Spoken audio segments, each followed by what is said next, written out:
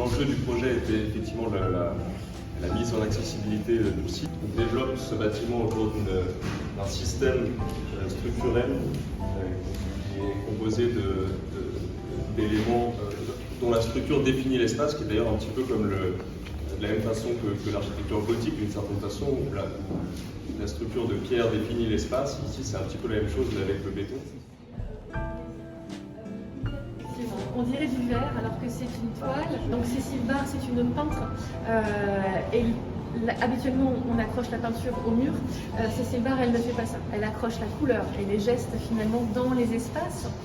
Ici, donc, ces toiles qu'elle appelle les peintures écrans et qui sont à la fois une peinture, mais aussi, vous voyez, un écran à travers lequel on regarde le spectacle qui se passe derrière nous. Je parle de la grande fresque monumentale qui a été réalisée par une artiste de notre territoire. Stéphanie Mancier est une artiste qui vit et travaille à Crépy-en-Villon et qui est de renommée nationale, voire internationale, puisqu'elle a été choisie pour représenter la France par l'Académie de France à Madrid dans une grande résidence d'artistes qui s'appelle la Casa Velasquez. La cathédrale et son quartier, la place au cœur de la cité.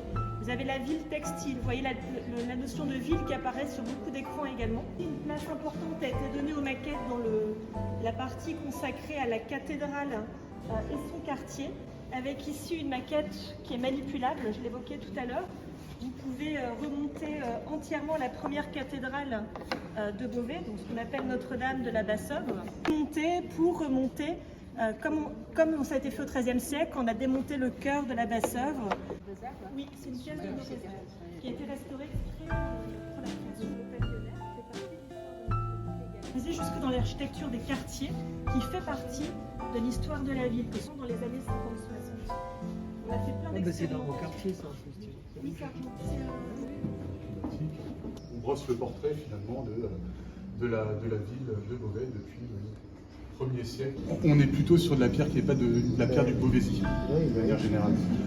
Pour la période romaine, on sait que de manière générale, ça vient plutôt de la région de Creil-Saint-Maximin, en tout cas pour la pierre la plus travaillée. Ça, c'est un petit puits qui a été fouillé déjà et donc re-rempli qui est trop.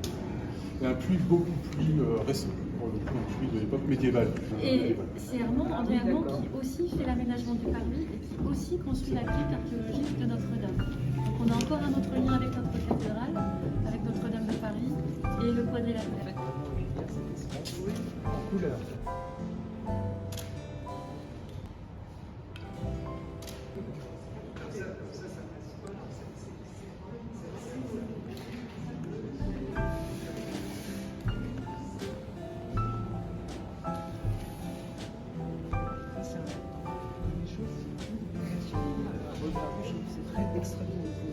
Le projet du quadrilatère, en quelques mots, j'en dirais trois. C'est de l'art, de l'architecture et de l'archéologie.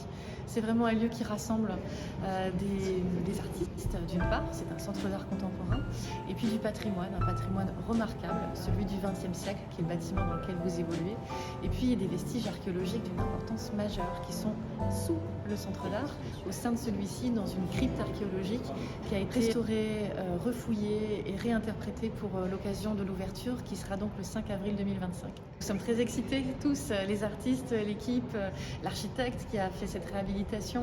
Tout le monde est projeté vers cette date depuis plusieurs années maintenant.